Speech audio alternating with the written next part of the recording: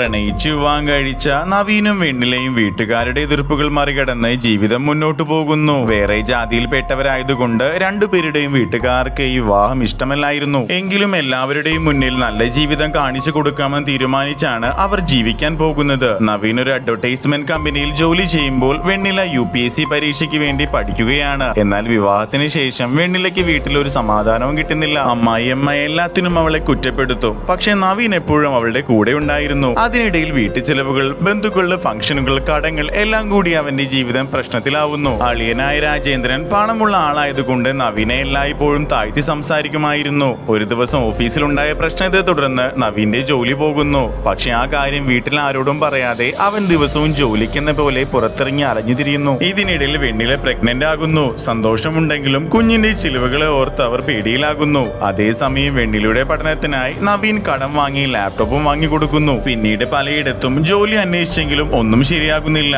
അവസാനം ഒരു ബേക്കറി തുടങ്ങാൻ അവൻ തീരുമാനിക്കുന്നു. അതിനായി പലരിൽ നിന്നും കടം വാങ്ങി അവൻ ബേക്കറി തുറക്കുന്നു. ആദ്യം കച്ചവടം നന്നായി പോകുന്നെങ്കിലും പിന്നീട് എതിർവശത്ത് പുതിയ ബേക്കറി വന്നതോടെ അവന്റെ കച്ചവടം തീരുമാനമാകുന്നു. പലിശക്കാർ പിന്നാലെ നടക്കുകയും വീട്ടുകാർ തന്നെ അവനെ കുറ്റപ്പെടുത്തുകയും ചെയ്യുന്നു. സ്വന്തം വീട്ടിൽ പോലും അവന് പുല്ലുവിലയാകുന്നു. ഒടുവിൽ പഴയ കമ്പനിയിൽ തിരിച്ചു ചെന്ന നവീന്റെ ഒരു 3D ഡിസൈൻ ഐഡിയ കമ്പനിയിൽ വലിയ ഹിറ്റാകുന്നു. നല്ല പണവും അവന് കിട്ടുന്നു. എല്ലാ കടങ്ങളും തീർത്തെങ്കിലും വീട്ടുകാർ പണമുള്ളപ്പോൾ മാത്രം സ്നേഹം കാണിക്കുന്നവരാണെന്ന് അവന് മനസ്സിലാകുന്നു. അതുകൊണ്ട് ഖത്തറിലേക്ക് ജോലിക്ക് പോകാൻ അവൻ തീരുമാനിക്കുന്നു. പക്ഷെ അവസാന സമയത്ത് വെണ്ണിലയ്ക്ക് പ്രസവ വേദന വരുന്നു. എല്ലാവരും ചേർന്ന് അവളെ ആശുപത്രിയിലേക്ക് എത്തിക്കുന്നു. ആ സമയത്ത് കുടുംബത്തിലെ എല്ലാവർക്കും തങ്ങളുടെ തെറ്റുകൾ മനസ്സിലാകുന്നു. ഒടുവിൽ നവീനും വെണ്ണിലയ്ക്കും ഒരു പെൺകുഞ്ഞ് ജനിക്കുന്നു. അവസാനം വീട്ടുകാർക്കും കുടുംബക്കാർക്കും പണത്തേക്കാൾ വലുത് കുടുംബവും സ്നേഹവുമാണെന്ന് മനസ്സിലാകുന്നു.